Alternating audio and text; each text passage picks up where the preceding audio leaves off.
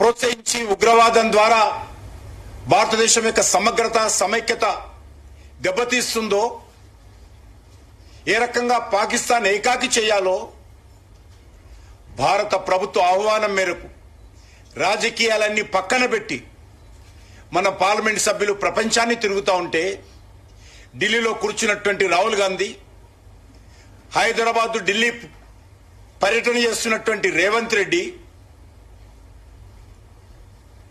Parliament సభ్యులు చేస్తున్నటువంటి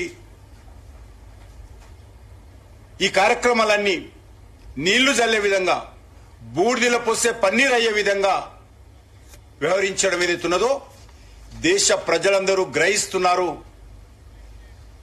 చూస్తున్నారన్న విషయాన్ని రాహుల్ గాంధీ, రేవంత్ రెడ్డి అర్థం చేసుకోవాల్సినటువంటి అవసరం ఉంది.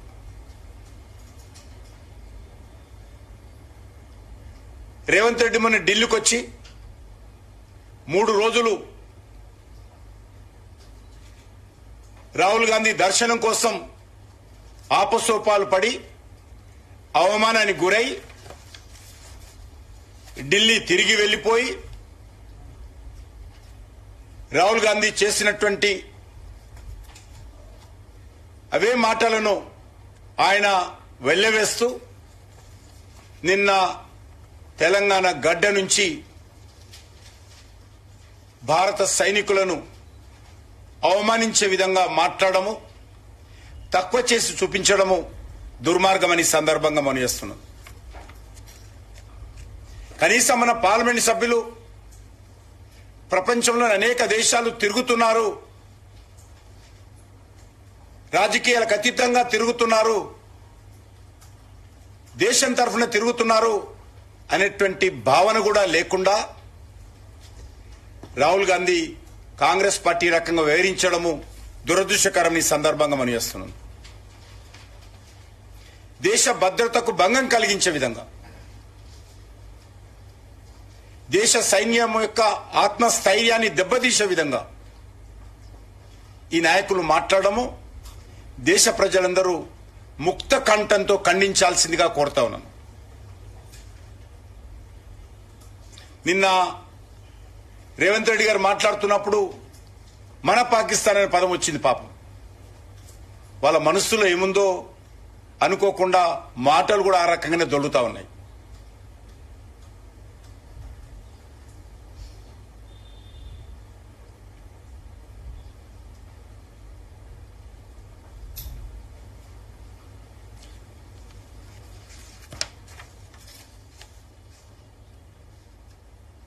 బీజేపీ ఏం సాధించింది అని ర్యాలీలు చేస్తున్నారని చెప్పి రేవంత్ రెడ్డి అడిగాడు.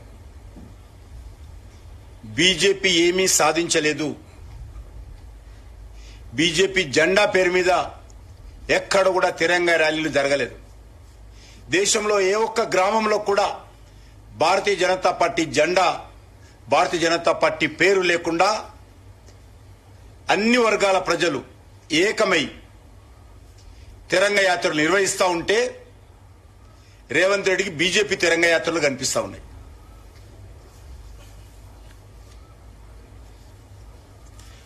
భారత సైన్యం యొక్క సామర్థ్యాన్ని దేశ ప్రజలందరూ పండుగ చేసుకుంటుంటే వాళ్ళకు బీజేపీ కార్యక్రమంగా కనిపిస్తుంది. ఆయనకు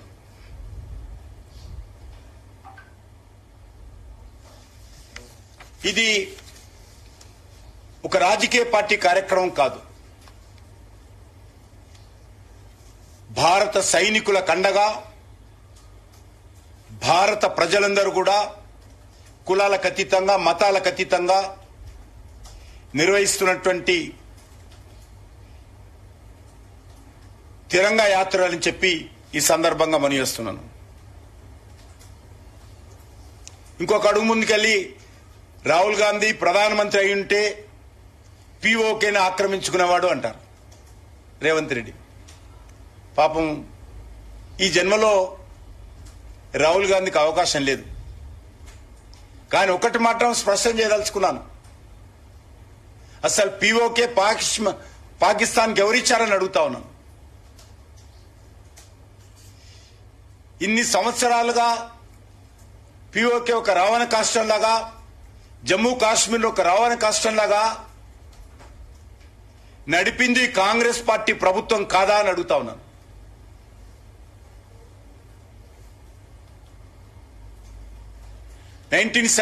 లో భారత సైన్యము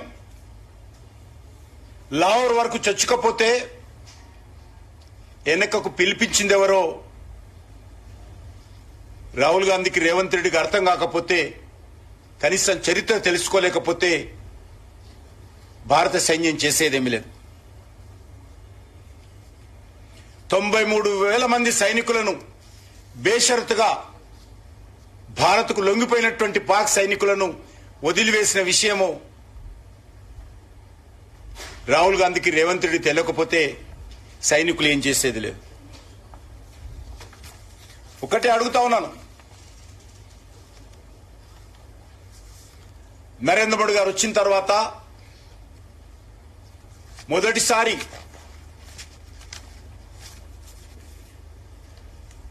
పాక్ యొక్క ఉగ్రవాదులు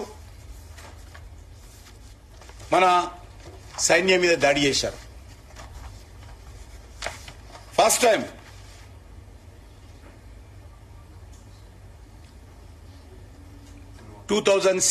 లో పఠాన్కోట్ దగ్గర కాంగ్రెస్ లాగా, కాంగ్రెస్ ప్రభుత్వం లాగా సంతాపాలతో, హెచ్చరికలతో ఎన్డీఏ ప్రభుత్వము, మోడీ గారి ప్రభుత్వము సరిపుచ్చుకోలేదు.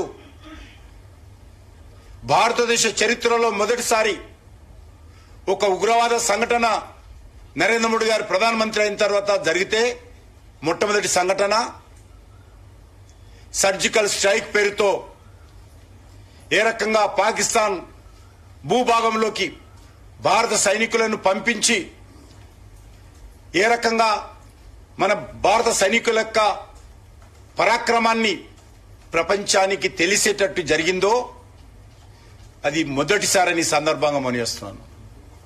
రెండవసారి పుల్వామాలో 2019లో సిఆర్పిఎఫ్ శిబిరం మీద ర్యాలీ అంటే కాన్వాయ్ పోతున్నప్పుడు పాకిస్తాన్ ఉగ్రవాదులు దాడి చేసి సుమారు 40 మందికి పైగా బలిదానమైతే, రెండవసారి ఎయిర్ స్ట్రైక్ పేరు మీద పాకిస్తాన్ భూభాగంలోకి భారత యుద్ధ విమానాలు పోయి ఉగ్రవాద శిబిరాలను ఏ రకంగా ధ్వంసం చేయించిందో యావత్ ప్రపంచమంతా చూసింది.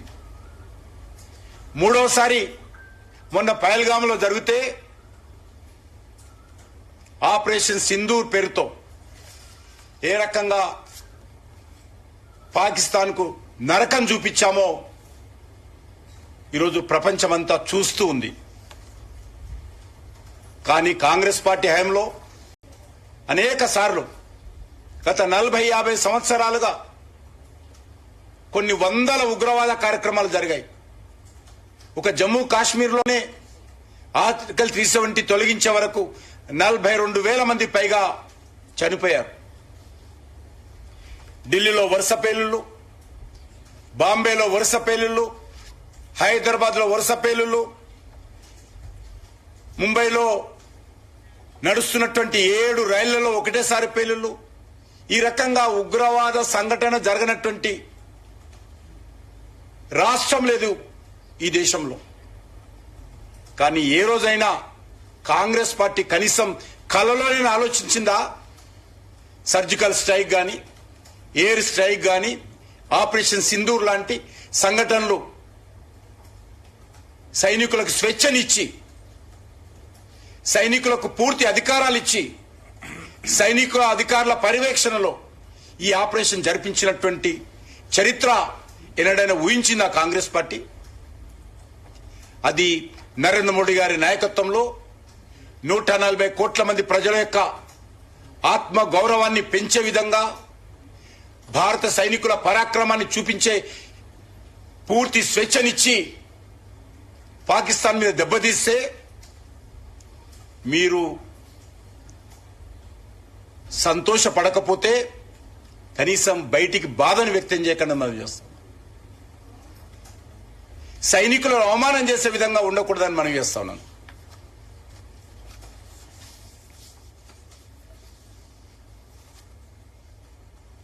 రాహుల్ గాంధీకి ఇంత దుర్బుద్ధి ఏ రకంగా వచ్చిందో నాకు అర్థం కావడం లేదు.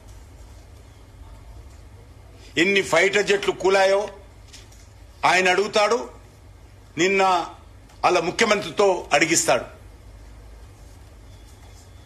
ఎక్కడ కూలాయని అడుగుతా ఉన్నాను. ఏ ఆధారంతో మాట్లాడుతున్నారు?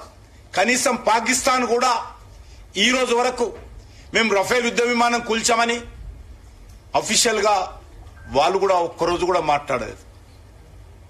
నేను ఈ సందర్భంగా భారతదేశానికి సంబంధించినటువంటి మీడియా నేను అభినందిస్తా ఉన్నాను. చాలా అద్భుతంగా సైనికుల కండగా దేశానికి సంబంధించినటువంటి అన్ని రకాల మీడియాలు, అది ఎలక్ట్రానిక్స్ మీడియా కావచ్చు, సోషల్ మీడియా కావచ్చు, ప్రింట్ మీడియా కావచ్చు, అద్భుతంగా కొన్నిటికి రాజకీయ అఫిలియేషన్స్ ఉన్నప్పటికీ కూడా వాటన్నిటిని పక్కన పెట్టి మీడియా అంతా ముక్త కంఠంతో దేశానికి అండగా, సైనికులకు అండగా, పాకిస్తాన్ దుశ్చర్యలను ఖండిస్తూ భారత సైనికులు చేసినటువంటి అత్యంత శక్తి సామర్థ్యాలు ప్రదర్శించినటువంటి ఈ యొక్క ఆపరేషన్ సింధూర్ను ఏ రకంగా అద్భుతంగా కళ్లకు కట్టినట్టు లైవ్ లో చూపించినటువంటి సంఘటనలు జరుగుతూ ఉంటే రాహుల్ గాంధీ మరి చైనా డ్రోన్లను పొగడడం, పాకిస్తాన్ సంబంధించినటువంటి దాడులను